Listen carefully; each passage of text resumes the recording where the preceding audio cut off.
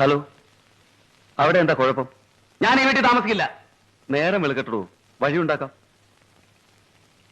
അലക്, എടാ അലക്.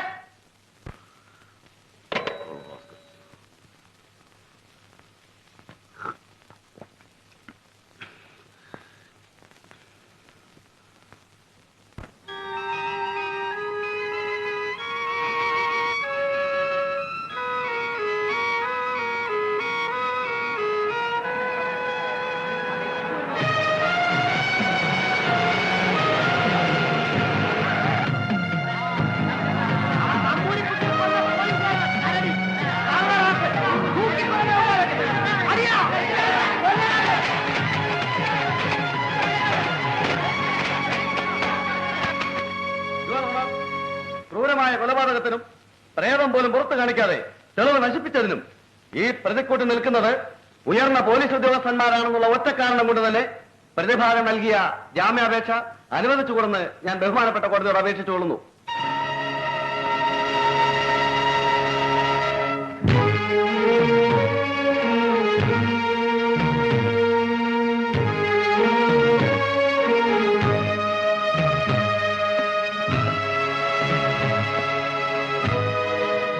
കേസിനെ കുറിച്ച് നിങ്ങൾ ഭയപ്പെടണ്ട. അറ്റ് എനി കോസ്റ്റ് നിങ്ങൾ ഉടനെ ജാമ്യത്തിൽ നിൽക്കും. ഓക്കെ?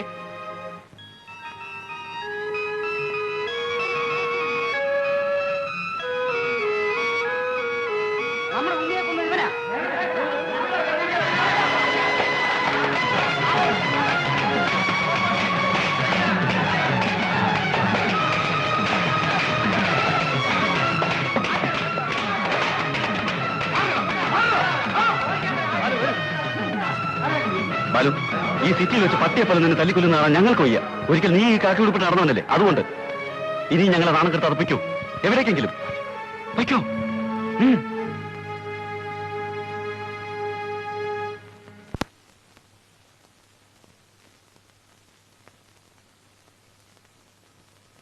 എന്താ നിങ്ങൾക്ക് വേണ്ടത്? എനിക്ക് ഉഷയൊന്ന് കാണണം. വേണ്ട. മുംബൈ പോലീസുകാരെ എനിക്ക് ഇഷ്ടമല്ല. എന്റെ മകളുടെ സാക്ഷ്യത്തിന് വഴങ്ങി ഞാൻ സമ്മതിച്ചെന്നേ ഉള്ളൂ. ഇനി അത് പറ്റില്ല. എനിക്ക് ചിലത് പറയാനുണ്ട്. കേൾക്കണ്ട. മേലാൽ അവളെ അന്വേഷിച്ച് നിങ്ങൾ ഈ വീട്ടിൽ വന്നു പോകരുത്. ആ ബന്ധം നടക്കില്ല. നടക്കും സാർ. നിങ്ങളുടെ മകൾക്ക് ഇഷ്ടമാണെങ്കിൽ തീർച്ചയായിട്ടും നടക്കും. ഇല്ല, അവളുടെ അച്ഛൻ ഞാനാണെങ്കിൽ തീർച്ചയായിട്ടും നടക്കില്ല. താൻ എന്തിനാ ഭാവം? എനിക്ക് ഉഷയോട് സംസാരിക്കണം. അവളെ കണ്ടിട്ടേ ഞാൻ പോകൂ. അവളുടെ അച്ഛനെ ധിക്കരിച്ച് തന്നെ സ്വീകരിക്കുമെന്ന് കരുതണ്ട. അങ്ങനെ ഒരു മകൾ എനിക്കില്ല. ഉഷ ഇത് കേട്ടില്ലേ? ഇനി എന്ത് കേൾക്കാൻ? ജാമ്യത്തിലല്ലേ ഇയാൾ ഇറങ്ങി വന്നത്? കേസ് കിടപ്പല്ലേ? അങ്ങനെ ഒരു കൊലയാളിക്ക് എന്റെ മകളെ ഞാൻ കൊടുക്കില്ല. ഉഷേ, ഇറങ്ങി പോണം മിസ്റ്റർ.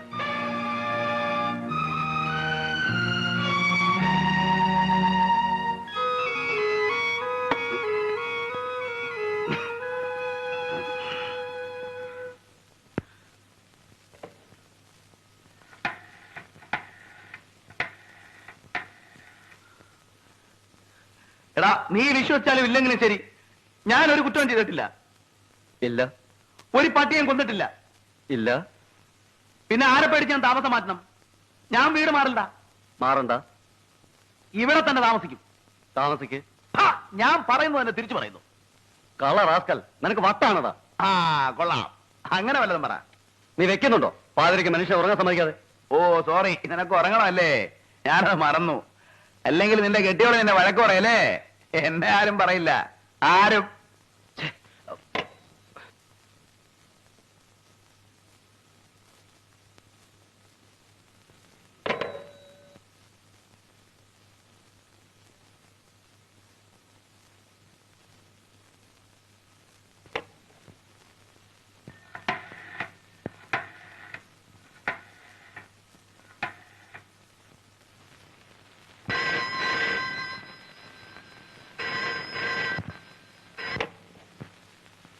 ഹലോ, യെസ്, ആരാ? നിന്റെ തണ്ട. എന്തായി പറയുന്നത്? ഇപ്പോഴോ?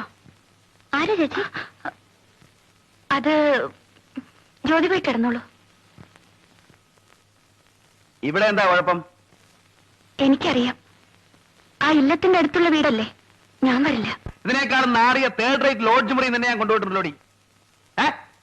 വേണ്ട, ഒരു എക്സ്ക്യൂസ് എനിക്ക് കേൾക്കണ്ട. എടി എനിക്ക് കേൾക്കണ്ടെന്ന് മാറി.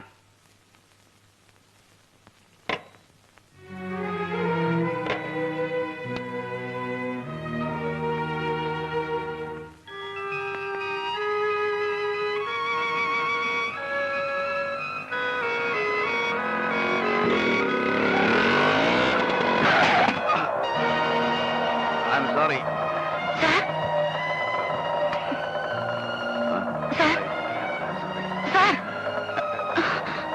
കയറൂ.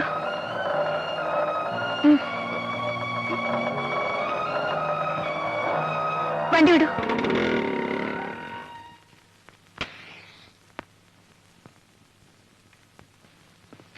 സാറിനെ കാണാൻ ഒരു സ്ത്രീ വന്നിരിക്കുന്നു.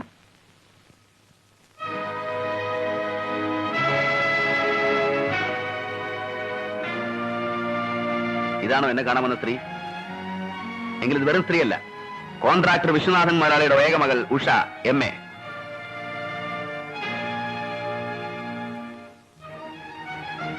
ഇനി ഇവളെ പരിചയപ്പെടുത്താം. സീത. നാട്ടുകാരും വീട്ടുകാരും വെറുത്ത, സ്നേഹിച്ച പെണ്ണുപോലെ ഉപേക്ഷിച്ച ഈ കൊലയാളിയെ ഇവൾ സ്വീകരിച്ചു. കിടക്കാൻ ഉടൻ തന്നു. പിന്നെ പിന്നെ എല്ലാം തന്നു.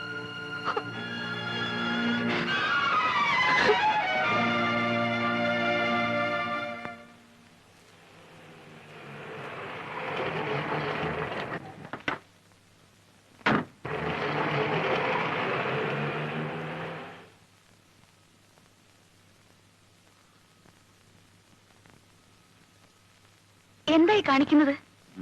രാത്രി മുഴുവൻ കുടിച്ചുല്ലേ, ഉറങ്ങാതെ?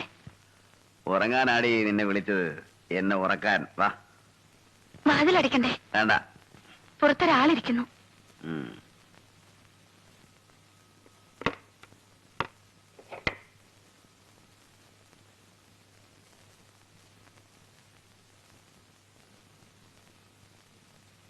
ആദ്യം നീ എന്താടി ഇങ്ങോട്ട് വരില്ലെന്ന് പറഞ്ഞത്? അതെ, ആ ഇല്ലം അവിടെയുള്ളവരെല്ലാം എനിക്കറിയാം. അവര് കാണ്ടാച്ചിട്ടാ. ഓ, എന്താടി കണ്ടാല്? നാണവും മാനവും കേട്ട നിനക്ക് പേടിയോ? സാറിന് മനസ്സിലാവില്ല. ജാതിയിൽ താഴെയാണെങ്കിലും മുമ്പാ ഇല്ലത്തെ ഒരംഗം പോലെ കഴിഞ്ഞവളാ ഞാൻ.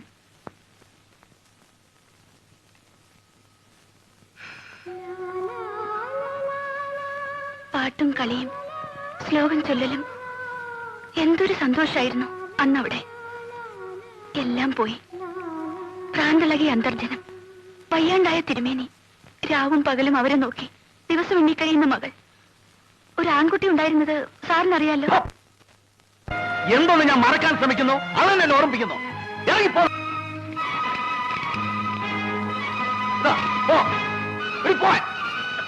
സാർ, ഈ പാതിരയ്ക്ക് ഞാൻ നേരം വെളുത്തിട്ട് പൊയ്ക്കോളാം. അതുവരെ എവിടെ? പുറത്ത് എവിടെയെങ്കിലും പോയി കിടക്കടി.